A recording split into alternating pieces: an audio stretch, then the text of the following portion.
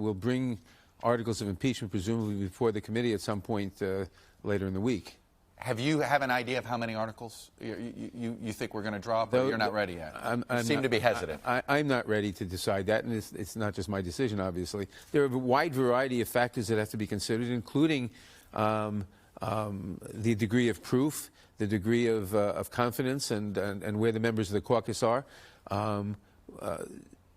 We certainly have an abundance of evidence on various things. And again, the Republicans have virtually not contested this. All of that they have said, all that they have said is they've opposed the process, but not the evidence. Let me ask you this. If he's acquitted, do you believe we'll have a fair election in 2020?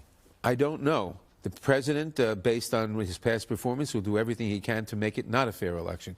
And that is part of what gives us the urgency to proceed with this impeachment. I believe any president, any Justice Department has the authority to investigate corruption. In this case, there was serious evidence on the face of corruption. The reason Hunter Biden got that position is because his daddy was vice president of the United States. Do you believe Ukraine meddled in the American election in 2016?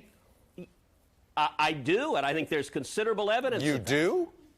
This is a kangaroo court in the House.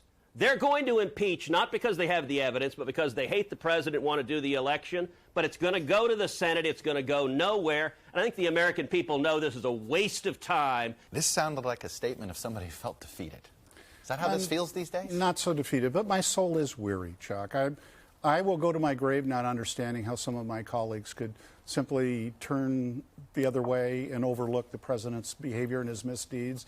It is, however, one of my points of discouragement that there are a growing number of people on both sides of the aisle's bases who simply don't believe in compromise. You realize that the more of the civil folks that leave, you know who replaces them.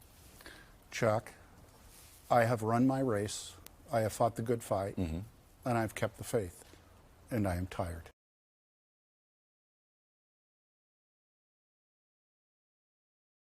Hello from Washington, I'm Chuck Todd, and thanks for checking out the Meet the Press channel on YouTube. Click on the button down here to subscribe and click over here to watch the latest interviews, highlights, and other digital exclusives.